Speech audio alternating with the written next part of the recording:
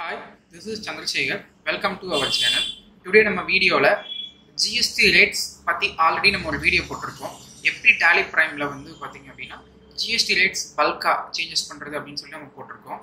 So in case நீங்கள் அந்த video பார்க்கலன்னா அந்த வீடியோ பார்த்துட்டு அதுக்கப்புறம் இந்த Q&A பாருங்க. ஸோ இன்னைக்கு வந்து GST rate changes Q&A தான் பார்க்க போகிறோம். So once GST September 2022 implement ஆகும்போது என்னென்ன சேஞ்சஸ் வரும், அதுக்கு என்னென்ன ப்ராக்டிக்கல் டிஃபிகல்ட்டிஸ் இருக்கும் அப்படின்ற மாதிரி கொஸ்டின்ஸ் நம்ம ப்ரிப்பேர் பண்ணியிருக்கோம். அதுக்கு என்ன ஆன்சர் அப்படின்றது இந்த வீடியோவில் பார்த்துடலாம்.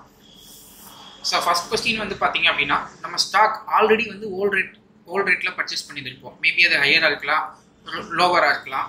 ஸோ அந்த ரேட் வந்து நியூ ஜிஎஸ்டி ரேட் எஃபெக்ட் ஆகுது இல்லையா, செப்டம்பர் 22 எஃபெக்ட் ஆனதுக்கப்புறம் மேபி ரெடியூஸ் ஆகலாம். 12% ரைட் now நம்ம வாங்கிட்டு இருந்திருப்போம். அந்த டேக்ஸ் ரைட் now 5 மாறலாம் செப்டம்பர் 22 ஆன்வர்ட்ஸ். ஸோ இந்த கேஸில் நம்மளோட ஐடிசி எப்படி ட்ரீட் ஆகும் அப்படின்றத பார்க்கலாம். ஸோ இப்போ நீங்கள் வந்து ஹையர் ஆர் லோவர் ரேட் எதில் வாங்கியிருந்தாலுமே செப்டம்பர் 22க்கு அப்புறம் நீங்கள் இன்வெஸ்ட் பண்ணும்போது நியூ ரேட் தான் நீங்கள் பண்ணணும். ஸோ அட் சேம் டைம் அதில் நீங்கள் ஆல்ரெடி பே பண்ணியிருக்க ஸ்டாக், அந்த ஸ்டாக்குக்கான ஜிஎஸ்டி வந்து எக்ஸஸ் இருக்குது அப்படின்னா அந்த டேக்ஸை வந்து பார்த்தீங்க அப்படின்னா அது அப்படியே உங்களுக்கு வந்து உங்களோட கேரி ஃபார்வேர்ட் ஆகிடும். ஸோ அதை வந்து நீங்கள் ஃபியூச்சர் ஜிஎஸ்டி லைபிலிட்டிஸ்க்காக நீங்கள் யூஸ் பண்ணிக்கலாம். ஸோ இங்கே சாம்பிள் ஒரு சம்மரி போட்டிருக்கேன். 15,925 ஒரு பர்ச்சேஸ் பண்ணியிருக்கோம். 1 lakh ஒர்த் குட்ஸ் 12% வாங்கியிருக்கோம்.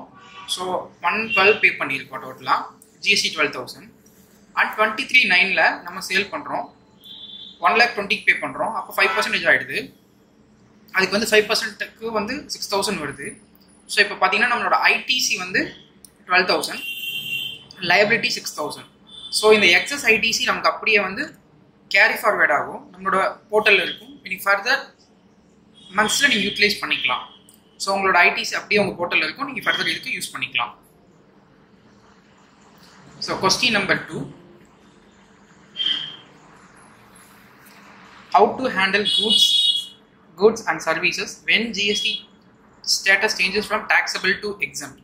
ஸோ நீங்கள் டீல் பண்ணிட்டு இருக்க ஒரு ப்ராடக்ட் வந்து ஒரு 5 or 12லேருந்து எக்ஸம்டா ஆகுது அப்படின்னா ஸோ அதை எப்படி டீல் பண்ணுறதுன்னு சொல்லி பார்க்கலாம்.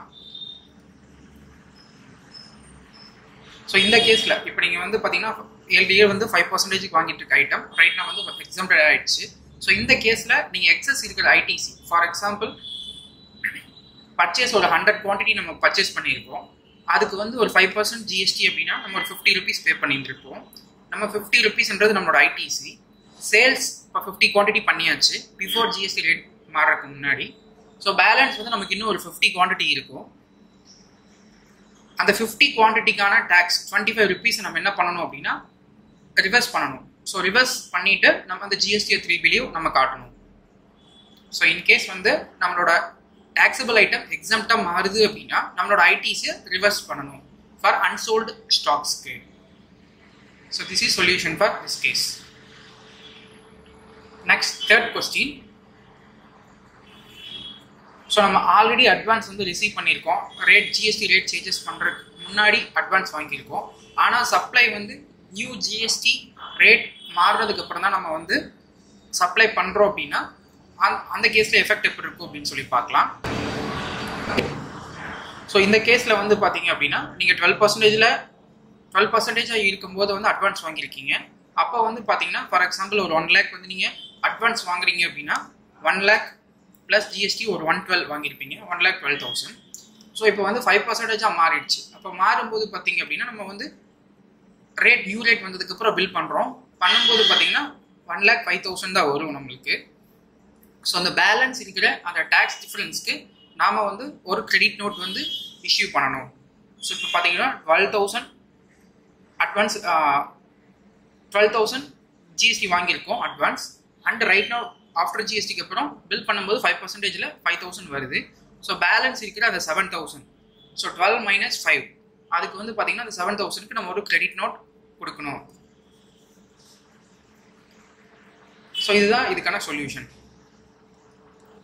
நெக்ஸ்ட் வந்து ஃபோர்த். ஸோ நம்ம வந்து சப்ளை மேபி 22 செப்டம்பருக்கு முன்னாடி கொடுத்துருக்கலாம், அது மேபி ஹையர் ரேட்டில் இருக்கலாம், 12 or 18 இருக்கலாம். அதுக்கப்புறம் பார்த்தீங்கன்னா after new GST rate effect ஆனதுக்கப்புறம் credit note or debit note நம்ம இஷ்யூ பண்ணும்போது எந்த டேக்ஸ் அப்ளிகபிள் ஆகும் அப்படின்றது கொஸ்டின். ஸோ இந்த கேஸ்க்கு வந்து பார்த்தீங்க அப்படின்னா நம்ம 3 திங்ஸ் செக் பண்ண வேண்டியிருக்கு. Date of supply of goods and services, date of payment of receive, date of credit note debit note receive.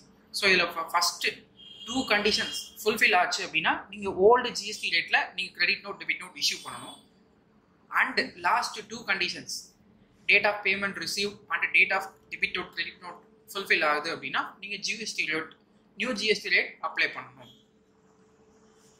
Okay, இது அகெயின் கூட சொல்லிடலாம். இப்போ வந்து பிஃபோர் 22 செப்டம்பருக்கு முன்னாடி ஹையர் ரேட்டில் நம்ம சப்ளை பண்ணியிருக்கோம்.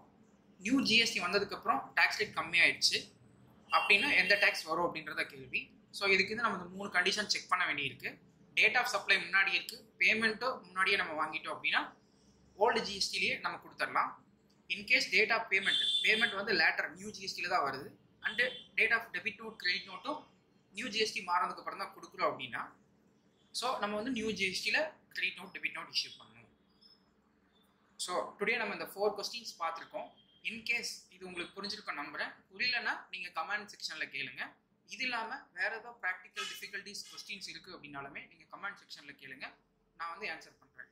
ஸோ இந்த வீடியோ உங்களுக்கு ரொம்ப புரிஞ்சிருக்கும் நம்புகிறேன், யூஸ்ஃபுல்லாக இருக்கும் நம்புகிறேன்.